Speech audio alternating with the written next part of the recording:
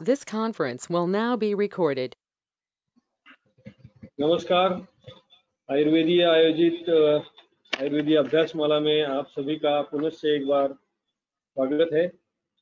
एक छोटे से ब्रेक के बाद हम तीसरे सत्र में आयुर्वेदीय अभ्यास माला के हम मिलने जा रहे हैं।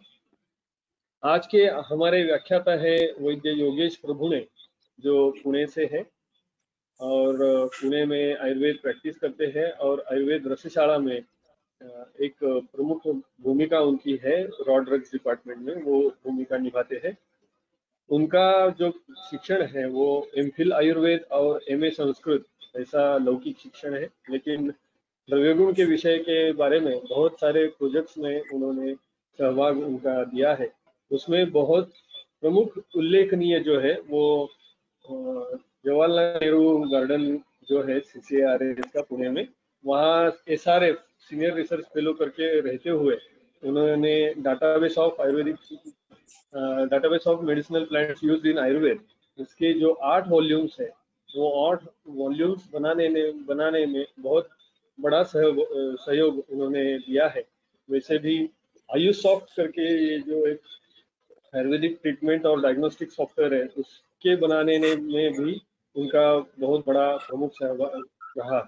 मैं उनसे विनती करता हूँ और अनुरोध करता हूँ कि वो अपना जो व्याख्यान है आज का, glimpses of some medicinal plants from various Nighantu specially not mentioned और लेस मेंशन्ड इन बृहत्त्रयी, इसकी शुरुआत करें। सर कृपया शुरुआत करें। बिल्कुल बिल्कुल। आप सभी श्रोताओं को मेरा नमस्कार, हार्दिक नमस्कार। मैं वैद्य योगेश प्रभुणे। आज का जो विषय है इसमें जो औषधि पादप जो है, जो विविध औषधि निघंटु में वर्णित है और जो बृहत्त्रयी में अल्प वर्णित है, उनके बारे में थोड़ी सी जानकारी जो हमारे प्रैक्टिस में, हमारी परंपराओं में हम यूज करते हैं और जिनके नामकरण के हेतु नाम रूप विज्ञान के विषय में कुछ बात मैं मेरा विषय प्रस्तुत करने जा रहा हूं, क्योंकि बहुत सारी अपनी फहमियां होती है, गलत फहमियां होती है, जिसके बारे में निघंटू ने मार्गदर्शन किया है मगर हम अवगत नहीं होते।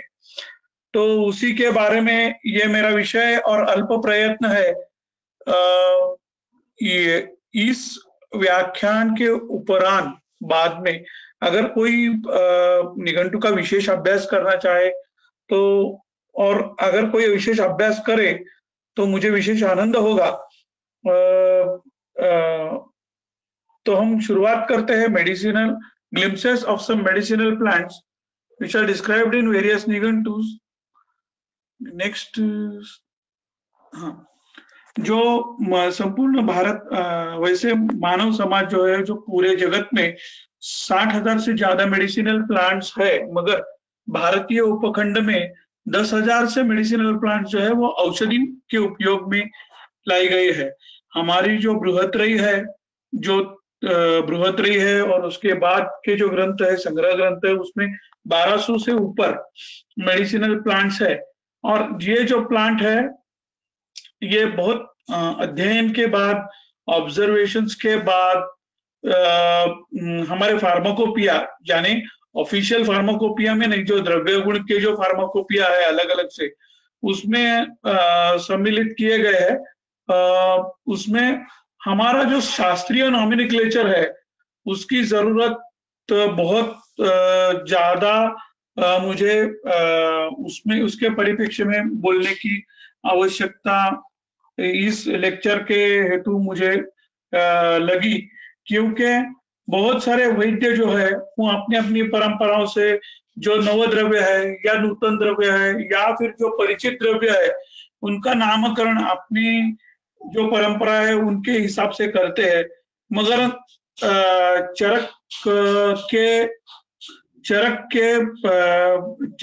चरक में लिखा है कि ग्रंथ आदौ ग्रंथ मध्य ग्रंथांते के सिवा कोई नहीं चाहिए। तो ग्रंथाधार पहले। Hello, I am audible? Hello hello. हाँ, बोलते रहिए सर। हाँ, ग्रंथाधार जो ग्रंथ है वो हमारे मार्गदर्शक है परंपराओं का, और सभी वैद्यों का सम्मान करते हुए मैं ये कहना चाहता हूँ कि हमारे जो मेडिसिनल प्लांट जो मटेरिया मेडिका है उसमें 700 से लगभग चरक संहिता बृहत्रयी में है, और उसमें अलग अलग 9,500 के ऊपर नाम दिए गए हैं, जिसमें हमारी ग्रंथ है उसमें व्याख्याकार जो है उन्होंने बहुत प्रदीर्घ काम किया है, मगर बाद में हमें उनका अनुसरण करते हुए हम कुछ डिस्ट्रैक्ट हो गए थे, मगर उन्होंने गाइडलाइंस जगह जगह पे दी है, तो जहां जहां हम डिस्ट्रैक्ट हुए थे वो मार्ग सही करने का मेरा यत्न है। प्रस्तुत लेक्चर में हमने मैं सभी जो पूर्वाचार्य है जिन्होंने प्रयत्न किया है नामकरण का, उनका निस्संदेह वंदन करके उनकी विद्वत्ता को पूछ के आगे बढ़ना चाहता हूं, क्योंकि उन्होंने अपने अपने जैसे नाम रूप विज्ञान है उसके हिसाब से उन्होंने या लोकल नेम के आधार पे उन्होंने नामकरण किया है। तो हम आगे की एक स्लाइड देखेंगे सर।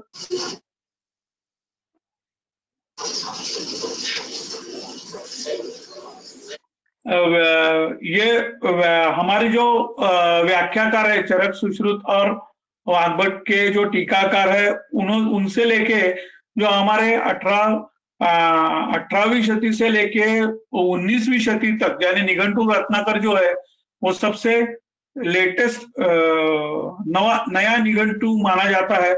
और ये जो व्याख्याकार है और संहिताओं के व्याख्याकार है और जो निघंटु कार है, ये एक हमारे बीच की एक कड़ी है, और इसकी आखिरी कड़ी होती है निघंटु रत्नाकर। तो ये 1500 BC से लेके 1900 AD यानी अपनी जो 19वीं सदी की शुरुआत इस तक में इन सबको टच करते हुए जा रहा हूं। Next slide please.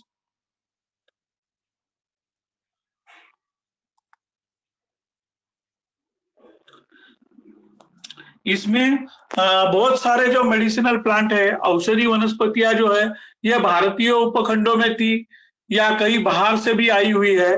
जो बाहर से आई हुई है वो सांस्कृतिक और सामरिक आदान प्रदान की वजह से हमारे यहाँ आई है, और उनका हमने अनुसरण करके अपने अपने निघंटु में उसको सम्मिलित किया है। इस डिस्कशन में हम botanical aspect and Ayurvedic classical text इनका कोरिलेशन और इलेबोरेशन के बारे में डिस्कशन करेंगे। Sir next slide please.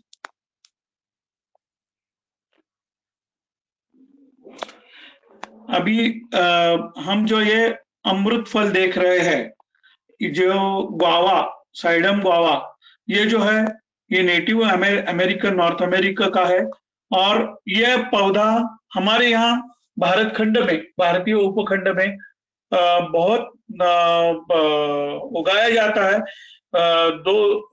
गए साल हम जगत का 41% गुआवा का हम प्रोड्यूस कर चुके हैं, और इसके अन्न स्वरूप होने के बावजूद भी it is called as a poor man's apple, मगर उसके बावजूद भी इसके बहुत सारे औषधि उपयोग है। इसके पत्तों का औषधि उपयोग है, इसके फल का औषधि उपयोग है, और हमारे जो महाराष्ट्र में परंपरा है कि इसको ना बहुबीज फल, नामरूद फल, अमृत फल, आमरूद, इस नाम से बहुत सारे निघंटु आदर्श के बापालाल जी वैद्य उन्होंने प्रयास किया था, और बहुत सारे लोगों ने ये नाम दिए है। मगर आयुर्वेदिक ग्रंथों में जो निघंटु है, जो हमारा निघंटु है, नेक्स्ट स्लाइड प्लीज।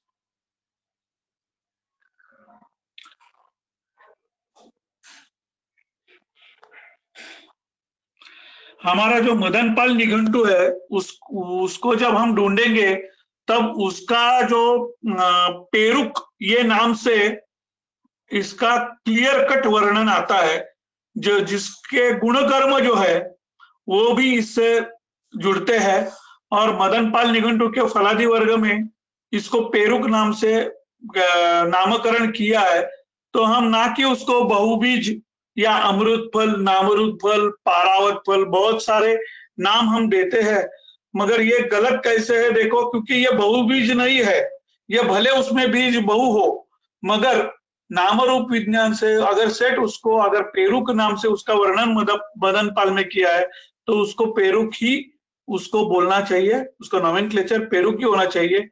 क्यों होना चाहिए ये हम अगले स्लाइड में देखेंगे।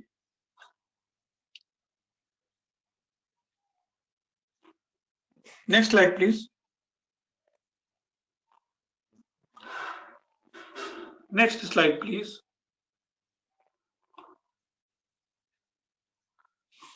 Next slide please. हाँ, ये जो पौधा है, ये पौधा दुनिया के सभी लोगों को पता होगा। ये जो मेडिसिनल प्लांट है, ये है निकोटिना टैबैकम। ये टैबैगो नाम की कंट्री से अपने यहाँ आया।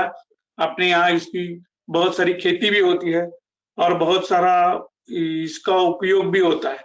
इसका प्रथम उल्लेख किया है योग रत्नाकर ने। Next slide please.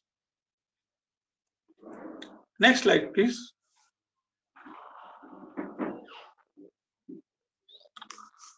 Hello, next slide please. इसका योग रत्नाकर ये ग्रंथ में इसका उपयोग किया गया है और इसका नाम उन्होंने क्लियर दिया है कि बहुबीज है। हेलो, हाँ, इसका नाम अगर बहुबीज है तो इसके गुणकर्म और पेरू के गुणकर्म में बहुत सारा अंतर है। वो शुक्रकर है, यह शुक्रग्न है, और ये तीक्ष्ण द्रव्य है, वो मृदु द्रव्य है। वो बल्य है, ये बल्य नहीं है। ये मदकर है, ये विष है। वामक है, पेरू वामक नहीं है। तो निश्चित तौर पे अगर तमाकू का धूम्राख्यो, धूम्रपत्र, ताम्रपत्र, उच्च फल, बहुबीज इस नाम से अगर उसका वर्णन है, तो हम पेरुक को पेरुक ही बोले। बहुबीज ये नामकरण करके उस असंदिग्ध द्रव्य को संदिग्ध मत बनाए। और इसका एक उपयोग बताया है, वृश्चिकादि विषम हरेत वमनस्य प्रभावेन वृश्चिकादि विषम हरेत। परंतु अमायिक प्रयोग में अगर हम तमाकू पत्र का हीम बना के अगर वो कर्ण में डालते हैं, तो निश्चित ही वृश्चिक विष के उसको ऊपर उसका प्रभाव दिखाई पड़ता है। वो ये प्रयोग मैंने खुद अनुभव किया है। तो ये तमाकू का बहुबीज नामकरण दिया है और हमारे यहाँ आयुर्वेदीय परंपराओं में बहुबीज सिद्ध तेल करके पेरुक पत्र का तेल यूज करते हैं। ये गलत है। हम बहुबीज ये नाम तमाकू का रखे और सूक्ष्म बीज ये नाम उसका ही रखे, किंतु पेरुक को पेरुक ही बताए। Next slide please.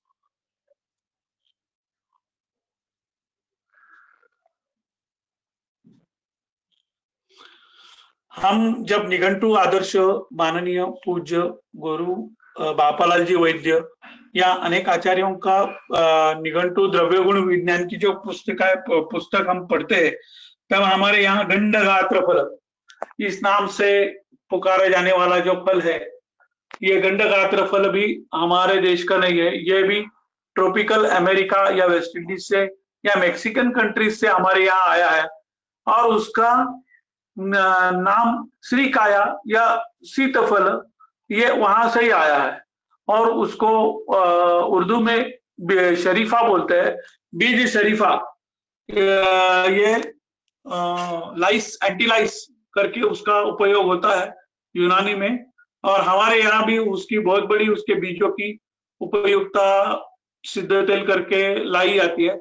मगर हमारे यहाँ ग्रंथों में शीतफल इसका वर्णन किया गया है, क्योंकि नेक्स्ट स्लाइड प्लीज।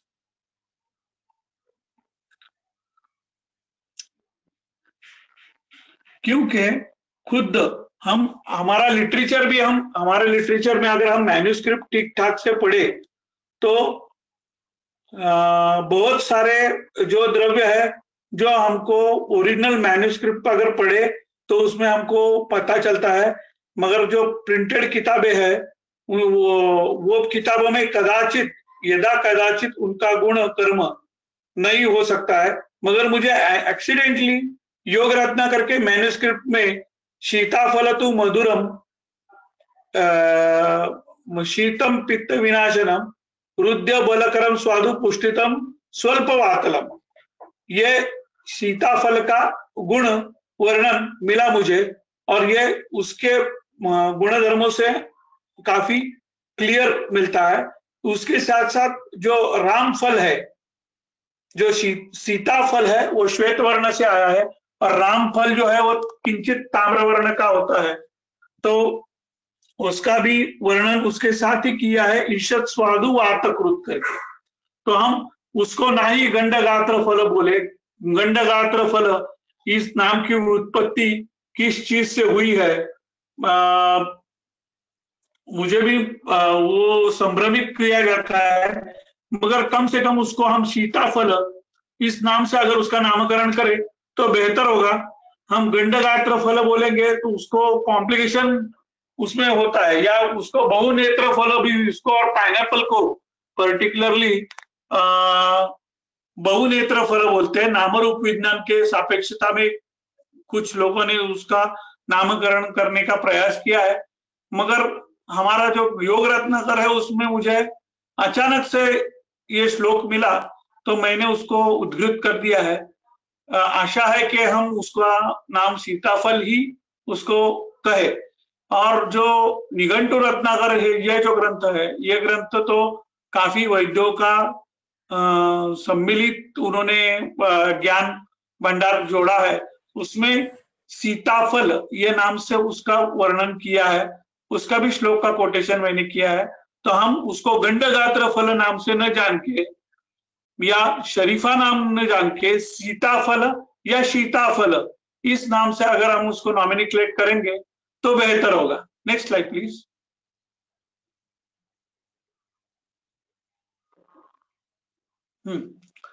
हम बृहत्रयी में अगर देखेंगे तो गृंजन इति पलांडु भेदा, गृंजन इति रसोन भेदा, इस तरह से वर्णन आया है। और बृहत्रयी में जो गृंजन आता है वो डिफरेंट है, और निघंटु में गृंजन आता है वो दो तरह का होता है। और जो हम रैडिश, जो कंटेम्पररी रैडिश यूज करते हैं, और गृंजन या फल निघंटु में दो जगह आता है, एक आता है पलांडु भेद और दूसरा आता है गाजर जो कैरेट होता है उसका। उसका वर्णन भाव प्रकाश ने मिश्र खंड में उसमें किया है। गृंजनम गाजरम प्रोक्तम तथा नारंग वर्णकम, गाजरम मधुरम तीक्ष्ण उष्ण दीपनम लघु। और इसका जो अमायिक प्रयोग है यह भी बताया गया है। शाक ये बहुत ही प्रिय और पॉपुलर शाक वर्ग में इसका उपयोग किया गया है, इसकी मूली यूज होती है। मगर हम ये गृंजन करके गाजर को देखेंगे तो केवल गाजर ही देखते हैं और पलांडु भेद हम भूल जाते हैं। मैंने अगली स्लाइड में उसकी ये की डिटेल्स दी है। Sir earlier slide please, earlier slide please.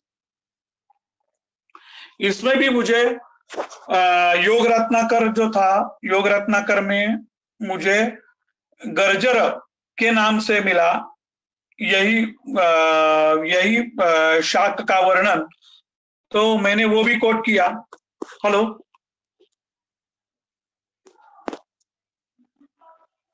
Hello, ठीक आहे सर, हॅलो, हा माझं निघतंय, ते काय ऐकू येते का तुम्हाला? हो हो, चालू ठेवा सर, येत आहे. Hello, I can't see the slide, sir. You are audible. Hello. No problem. I am audible, but I can't see the slide, sir. Okay, the connection problem might be there. It will be settled. Hello. Just wait for 1-2 minutes, sir. It will be settled. Yes, sir. I will wait for 1-2 minutes. No problem. Now is it visible, sir? Hello.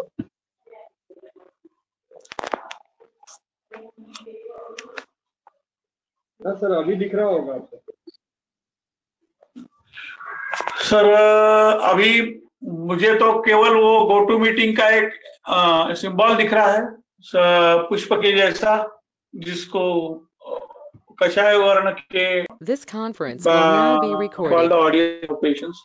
हाँ, तो गृंजन का वर्णन आता है, उसमें हम पलांडु भेद को भूल गए, तो पलांडु गृंजन जो है वो गाजर के नाम से आता है, जिसको पीतक सुमूलकम स्वादुमूल जो आता है वो कैरेट है, और गृंजन जो है उसका वर्णन किया गया है पलांडु भेद या रसोन भेद।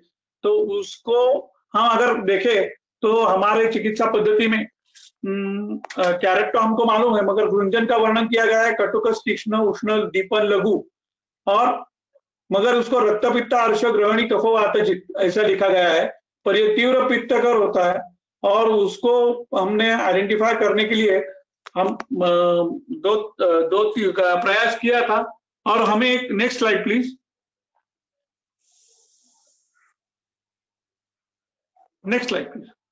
तो हमें ये आइलियम सॉन्कोनोस्पारज्म, ये जो है ये एडिबल स्पीसीज है आइलियम की, भले ही ये यूरोप की हो मगर एशिया में नेटिव है, और इसको हम पहाड़ी लहसुन के नाम से जाना जाता है। और इसका वर्णन जो गृंजन का नामरूप वर्णन किया गया है, उसमें उसका वर्णन किया गया है स्थूलकंदा, अगर हम उसे देखें, और उसको नेक्स्ट मदन पाल निघंटु में उसको वर्णित किया है पित्तल और ग्राही और अर्श रोगोनाशन।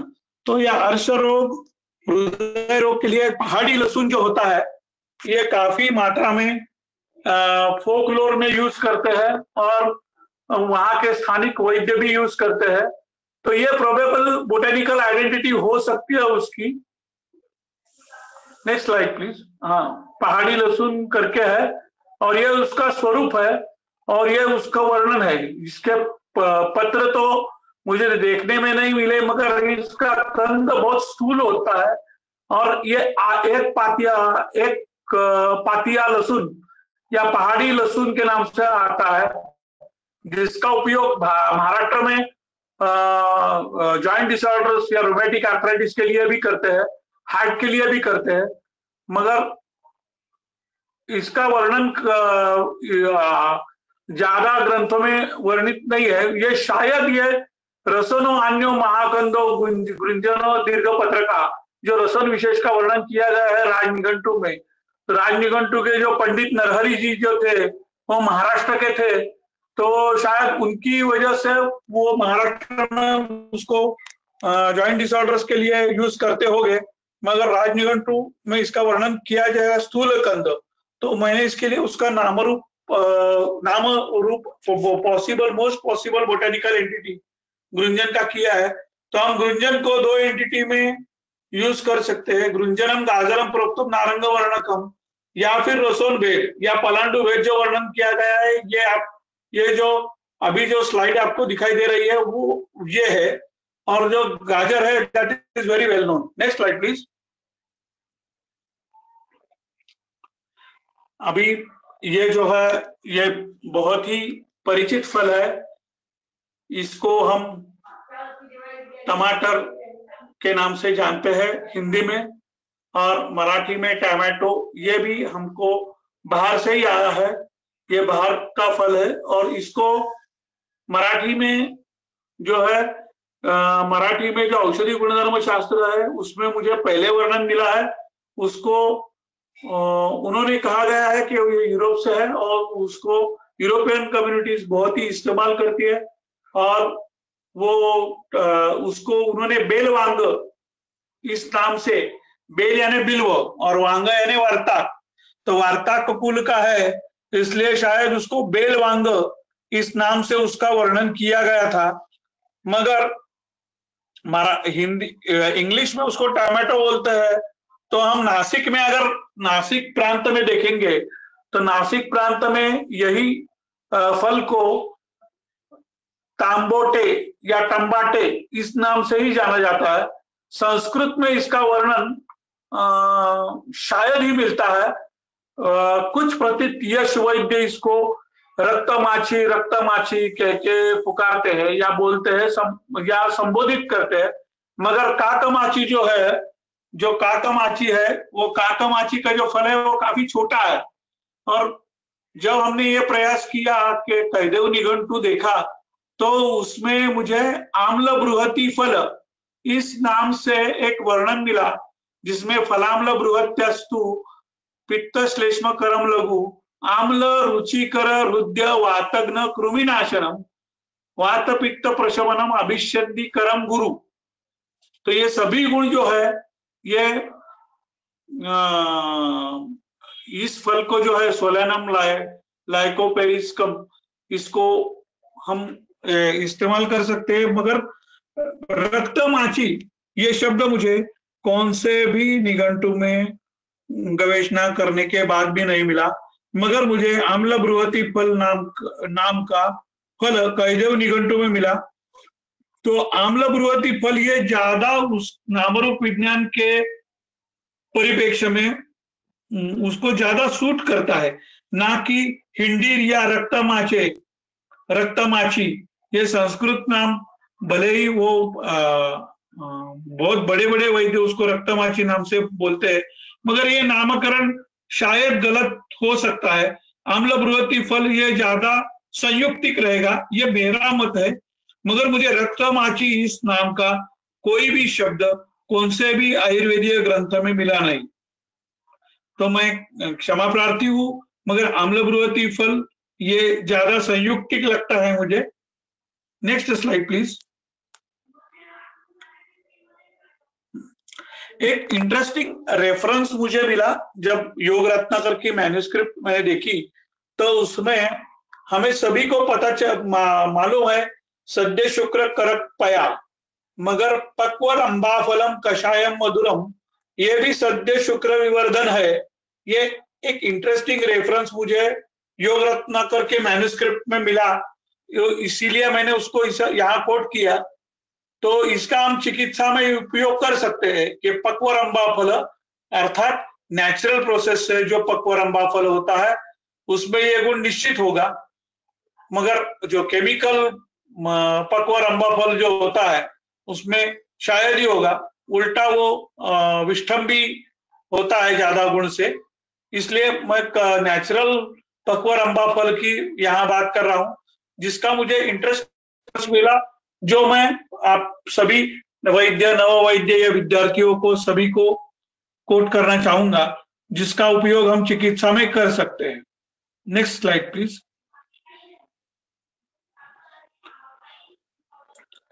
अहीफेन ये जो है ये योग रत्नाकर ने प्रथम मेंशन किया हुआ है। अहीफेन is native to Eurasia and North America.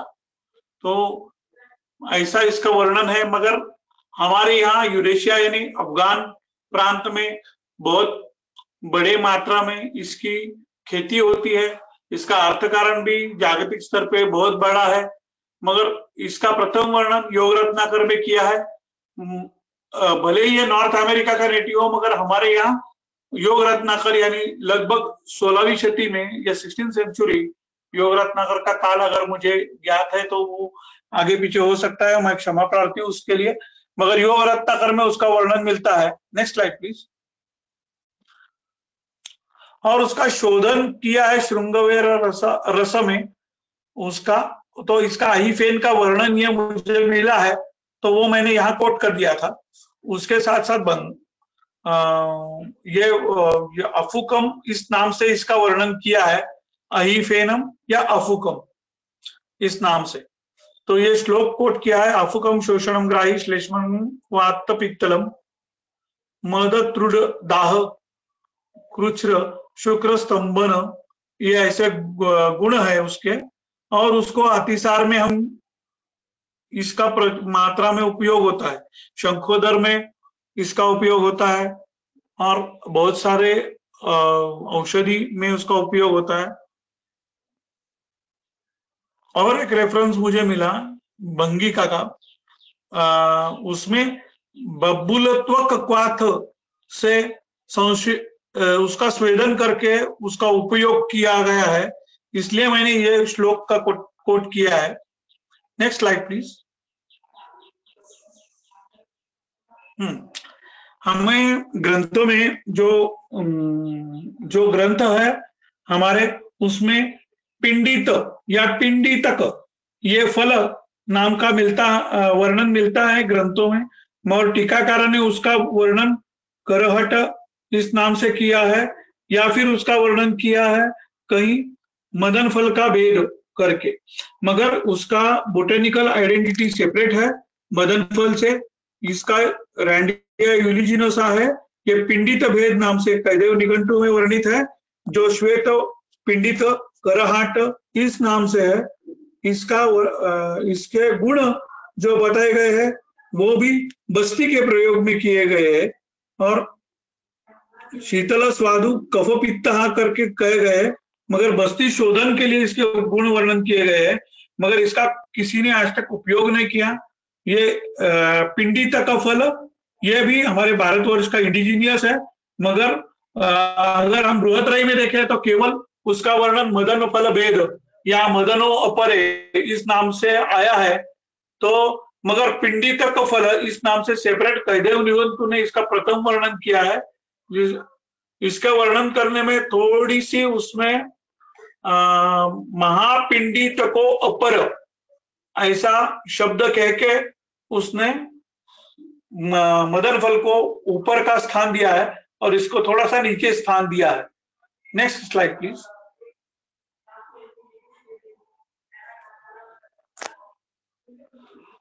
ऊंट कटारी ये जो वर्णन है, जो ऊंट कटारी जो है वो सिद्ध यानी सिद्ध सिस्टम ऑफ मेडिसिन नहीं, जो नाथपंथी जो लोग हैं वो ऊंट कटारी का उपयोग बहुत प्रचुर मात्रा में करते हैं, और इसका मुझे प्रथम वर्णन निघंटु रत्नाकर में मिला जो इचिनॉप्स इचिनेटा है, और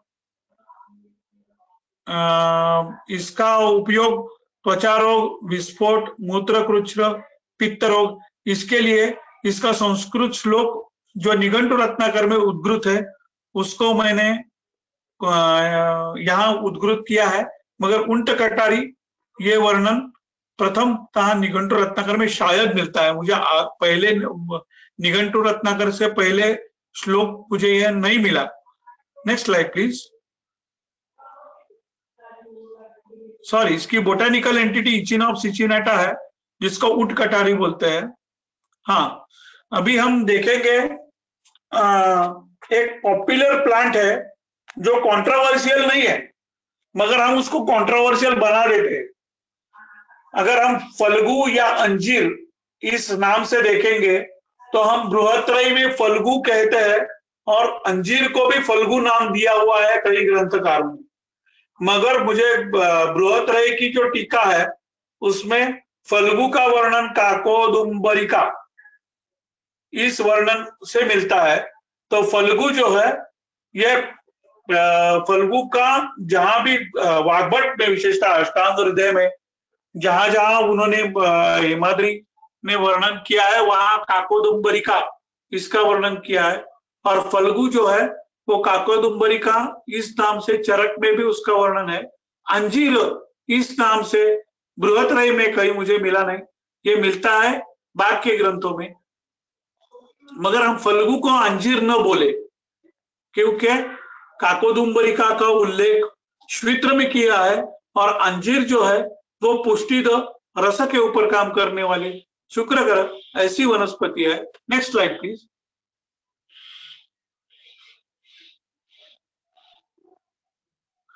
तो हम उसको फाइकस कैरिका जो है, जो हम फल के इस प्रकार में यूज करते हैं, उसको हम अंजीर ही बोले, और काकोदुम्बर अगर नाम दिया है तो काकोदुम्बर ही बोले, मगर फल्गु ये शब्द कहीं कहीं हम कंट्रोवर्सी में जाता है, इसलिए हम भले ही वो बृहत्रयी में वर्णन किया गया हो, मगर अगर हम उसको कंट्रोवर्सी न करें तो हम उसको अगर काकोदुम्बर नामकरण रखे और अंजीर को अंजीर ही रखे तो हमारी कंट्रोवर्सी दूर होगी, इसलिए हम अगर फल्गु ये नाम अवॉइड करके काकोदुम्बर लिखेंगे तो ये क्लियर कट होगा।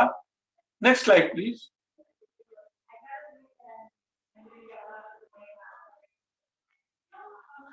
एनासाइक्लस आकार करब, आकार करब का जो वर्णन है, आकार करब का वर्णन इंटरनेट में यूनानी सिस्टम में पहले इसका उपयोग हुआ और आकार करब ये वाजिकर के स्वरूप में बहुत यूज किया गया है यूनानी सिस्टम में, मगर इसका वर्णन नेट में मुझे मिला कि ये शोडल निघंटु में पहले वर्णित है ऐसे, मगर आकार करब का वर्णन तो मुझे, नेक्स्ट स्लाइड प्लीज, आकार करब का वर्णन मुझे योग रत्नाकर के मैन्युस्क्रिप्ट में मिला, जिसमें इस अकुल्यादि योग लिखा है, जो धात्री निशा योग है उसके साथ अगर अकुली मुकुल, अगर उसका आगे का कली जो है अगर उसके साथ पिए तो विशंति प्रमेहर हांति न संशया, ऐसा इसका प्रयोग लिखा है। और ये पिलिटरी रूट से हमारे यहाँ माना जाता है। बहुत सारे लोगों ने अपना आयुर्वेद इतिहास में भी लिखा है कि शारंगर में इसका प्रथम वर्णन है, मगर शारंगर और योग रत्नाकर इनके अगर हम कालगणना देखी जाए तो ये दोनों ही समकालीन ग्रंथ है, मगर योग रत्नाकर का ये अकुली मुकुल इस नाम से मुझे मिला, तो इसको मैं यहाँ उद्धृत कर रहा हूँ। हमें शारंगर का रेफरेंस मालूम है, योग रत्नाकर का मालूम नहीं, इसलिए मैंने इसको यहाँ कोट किया। ये नॉर्थ अफ्रीका का नेटिव है, मगर हिमालयन और नॉर्थ इंडिया में पाया जाता है, तो ये अपने यहाँ का प्लांट है। बहुत सारे ऐसे प्लांट है जो हम चिकित्सा में प्रयुक्त करते हैं, जैसे धमासा है। ये धमासा ये प्लांट जो है ये या धनवयास जो बोलते हैं, धनवयास या यवासा, ये दो अलग बोटेनिकल आइडेंटिटी है, मगर इनका वर्णन हमको बाइबल में मिलता है, इनका वर्णन हमको अरेबिक टेक्स्ट में मिलता है और आयुर्वेद बृहत्रयी में भी मिलता है। Next slide please. ये एक बड़ा वृक्ष है और हमारे यहाँ इसको गोरख चिंच या गोरख इमली इस नाम से जाना जाता है। और इसको बहुत सारे लोग पूना के प्रतीत वैद्य जो है वो गोरख चिंच का अवलेह बना के उसको अम्लपत पित्त के व्याधि में बहुत सारा प्रयुक्त करते हैं। फोकलोरिक इसके बहुत सारे यूजेस है। अगर हम पूना के स्ट्रीट्स में देखेंगे तो बहुत सारे वैदु जो है ये गोरख फल जो है, गोरख चिंच, गोरख इमली, ये जो फल है इसको लेके बैठते हैं और बहुत सारा उपयोग भी करते हैं। इसका वर्णन बृहत्रयी में कहीं नहीं मिला, मगर बृहत्रयी की टीका में 46 चैप्टर में जो उसकी टीका है उसमें इसका वर्णन रावण आम्लिका शीत फल रावण आम्लिका इति प्रसिद्ध, ऐसा वर्णन उसका किया गया है। ऐसा ये संभावना है कि यह रावण आम्लिका हो, क्योंकि सुश्रुत के जो टीकाकार है उन्होंने रावण आम्लिका, रावण इस शब्द का प्रयोग जहां जहां किया है वो जंतु या राक्षस ये जो वर्णन किया जाता है उस स्वरूप में किया गया है। Earlier slide please, earlier slide please. तो हम इसका अगर स्वरूप देखें तो ये प्रचंड महाकाय ऐसा स्वरूप है इसका। और अगर हम इसके फल देखेंगे, next slide please, next slide. इसके अगर हम फल देखेंगे, इसका अगर फलों से भरा हुआ अगर इसका वृक्ष देखेंगे तो बिल्कुल ये दशानन के जैसे अगणित आनन दिखाई पड़ते हैं लटकते हुए, मगर वो रावण आम्लिका ये उल्लेख शीत फल को लिख के इसके बाद बृहत्रयी में कहीं इसका उल्लेख आता नहीं, ना ही कोई निघंटु में आता है। केवल राज निघंटु में इसके नाम रूप वर्णन का उपयोग लिखा है। ये देखो उसके 5 पत्ते, इसलिए इसका पंचपर्णी का उपयोग लिखा है। इसको सर्पदंडी, दीर्घदंडी, सुदंडिका इस नाम से इसका वर्णन किया गया है, मगर उसका वर्णन जो किया है उसका रस जो है वो मधुर बताया है, मगर गुणकर्म जो है मधुर और तिक्त बताया है। मगर इसका वर्ण एक्चुअली इसका प्रैक्टिकली इसका रस जो है वो मधुर आम्ल की अल्प तिक्त होता है, ज्यादा तिक्त नहीं होता है। मगर जो कर्म जो है वो दाह पित्तनुत विस्फोट अतिसार ज्वर दोष विनाशिनी, ये जो है इसमें चिकित्सीय उपयोग इसके बराबर है। मगर राज निघंटू ने इसका प्रधान रस जो आम्ल है वो छोड़ के नामरूप वर्णन उसका योग्य किया है, इसलिए मैंने इसको कोट किया। ये ओरिजिनल अफ्रीकन प्लांट है जिसको हम उसको अफ्रीकन बायोबैट ट्री के नाम से उसको, इट इज वेरी पॉपुलर। मगर उसका वर्णन सीधा हमको डल्लन टीकाकार डल्लनाचार्य टीकाकार जो है वो रावण आमलिका लिखते हैं, उसके बाद हमको कहीं भी मिलता नहीं है, कौन से भी ग्रंथ में नहीं मिलता है, और डायरेक्ट हमको मिलता है राज निघंटू में। ये निबंध जो टीका है उनकी प्रसिद्ध, उसमें उन्होंने लिखा है रावण आमलिका इति प्रसिद्ध काश्मीर आमलिका इत्येके अलग से हो सकता है, तो वो उन्होंने कंट्रोवर्सी लिख दी है। मगर रावण आमलिका नाम उन्होंने लिखा, ये रावण शब्द जो है वो पर्टिकुलरली उन्होंने राक्षस जंतु या उनके महाकाय शरीर को देखते हुए उन्होंने रावण लिखा है। ये वर्णन उनका ग्रंथों में उनका वर्णन मिलता है। Next slide please. ये इसका फलस्वरूप है, इसके अंदर का गर जो होता है वो मिलता है। तो वो गर जो अंदर का पल्प होता है, फ्रूट पल्प, वो फ्रूट पल्प बहुत से लोग फोकलोर में यूज करते हैं और अवलेह जो इसका बनता है उसमें यूज करते हैं। Next slide please. ये जो डिस्कशन है, ये डिस्कशन में मैंने यत्न किया था जिससे बोटेनिकल और आयुर्वेदिक मेडिसिनल प्लांट की एंटिटी आपको समझ में आई होगी। मेरा ये प्रयास था, मगर ये अभी सांप्रत समय में जो इमिन स्कॉलर्स है उन्होंने अगर कोई हर एक निघंटू लेके बैठे या एक संग्रह ग्रंथ लेके बैठे, रत्नगर की मैन्युस्क्रिप्ट है उसमें हमको खुलने के बाद बहुत सारे चीजें मिलती है। जैसे बताया गया है शिष्योपनीय अध्याय में कि Ayurveda science is like a lamp, if you go with the lamp you can find the correct road. So जो निघंटू में वर्णन है या संग्रह ग्रंथ में वर्णन है उसके मैन्युस्क्रिप्ट्स का अध्ययन अगर अच्छी तरह से करे और रिपब्लिश करे तो बहुत सारे नए नए द्रव्य जो पहले के पब्लिश हुए जो प्रिंटेड लिटरेचर है उसमें अगर नहीं हो तो हमको मिल सकते हैं। तो ये मेरा प्रयास था। इसी के साथ अगर कोई आपको किसी को प्रश्न है आप पूछ सकते हैं, मगर हर एक ग्रुप ने अगर एक एक निघंटू लिया तो बहुत सारे मिल सकते हैं। ये मेरे जो 6 ग्रंथ थे डेटाबेस के उसका चित्र है।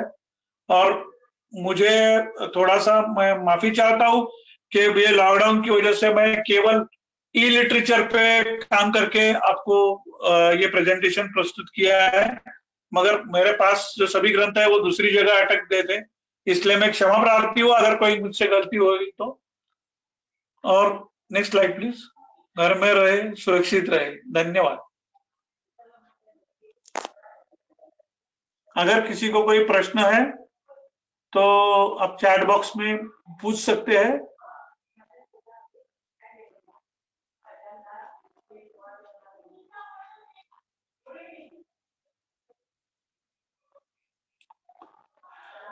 हेलो देवदत्त जी।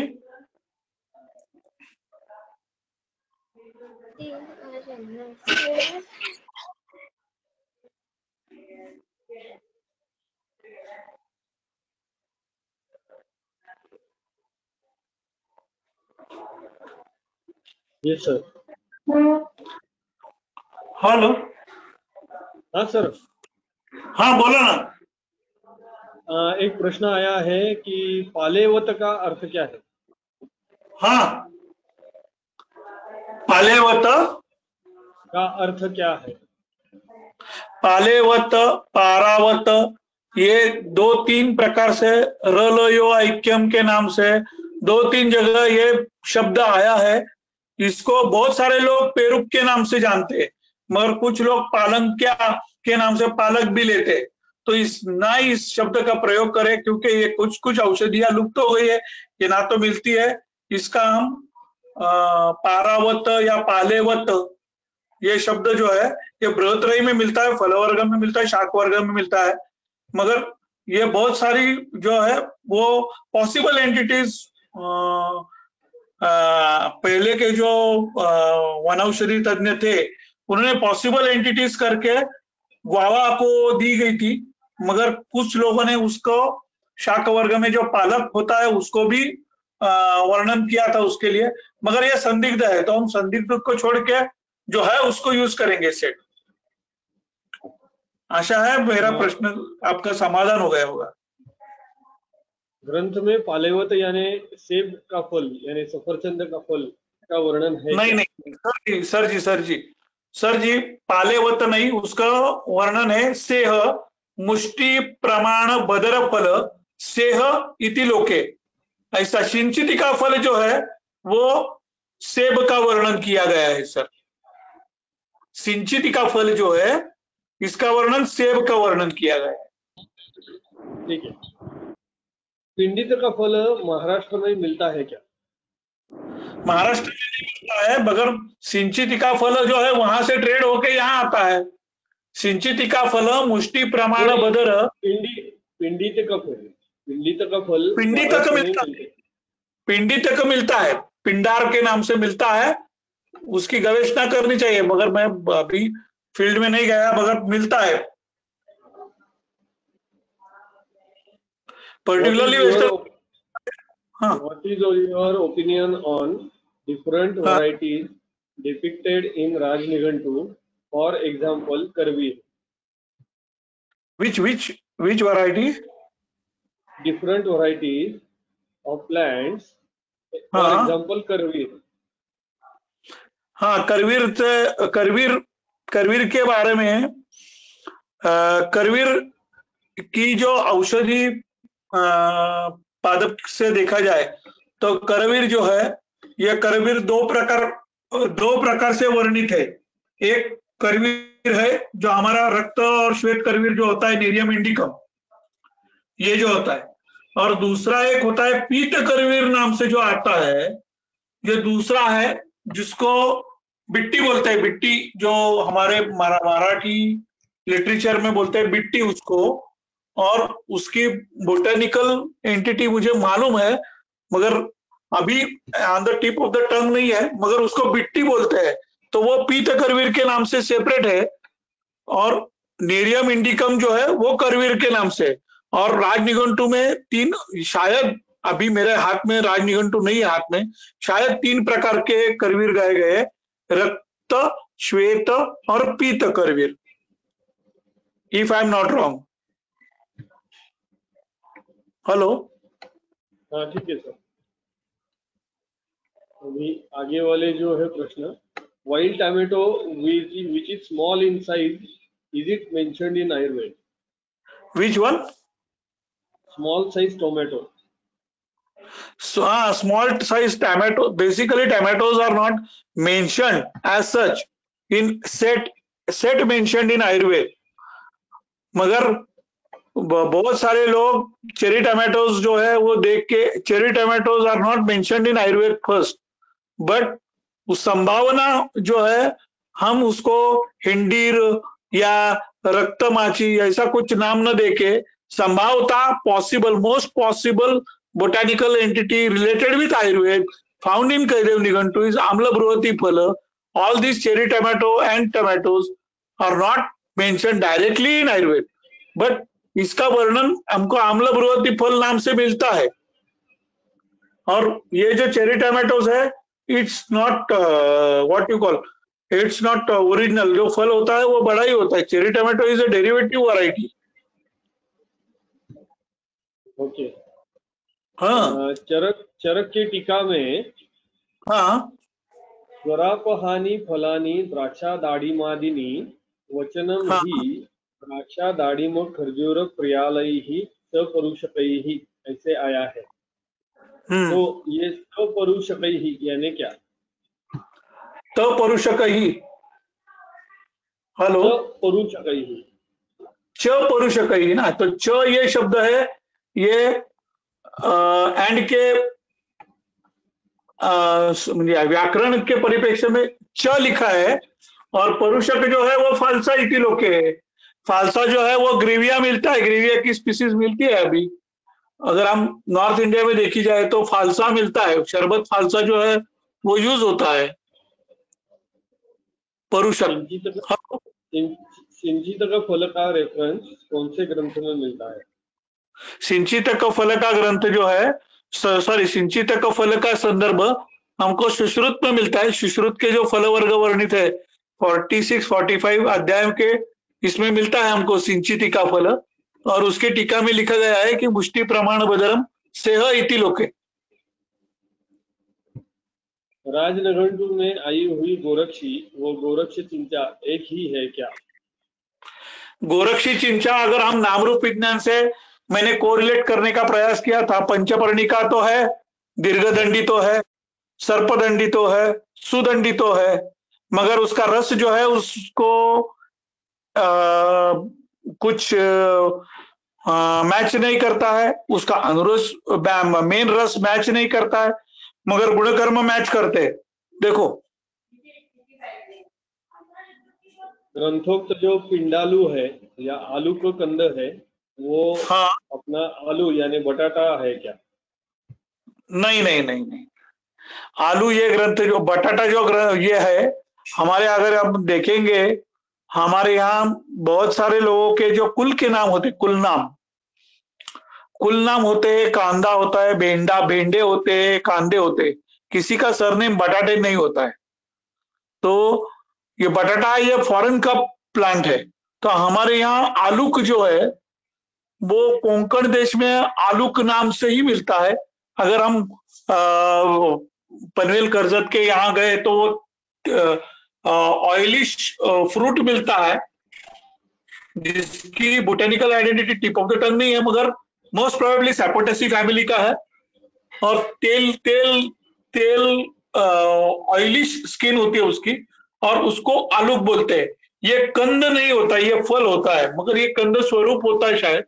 और रक्तालू वगैरह जो है वो सेट है, मगर आलूक जो है इसके बारे में मैं सहमत नहीं हूं। इसके लिए शायद ग्रंथ का अध्ययन ज्यादा करना पड़ेगा, क्योंकि मुझे बटाटा जो है ये आलू के नाम से उसको वर्णन, ये हिंदी प्रभाषी जो लोग हैं वो ज्यादा यूज करते हैं।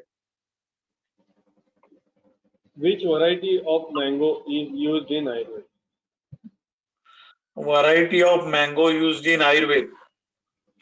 आयुर्वेद में कोशाम्र ये अलग एंटिटी होती है, आम्रतक ये अलग एंटिटी होती है। आम्रतक is Spondias pinnata which is from the same family, मगर आम्र का जो वर्णन किया गया है वो रायवल आम्र है, जो हम खाते हैं यहाँ, जो हापूस, पायरी, या फिर जो दशहरा, लंगड़ा, मलगोबा भारतवर्ष में जो सब होते हैं, ये कल्टीवेटेड वैरायटीज है सब। जो रायवल आम होता है, जो in fact if you see now ecologist are turning, now they are turning towards natural original mango.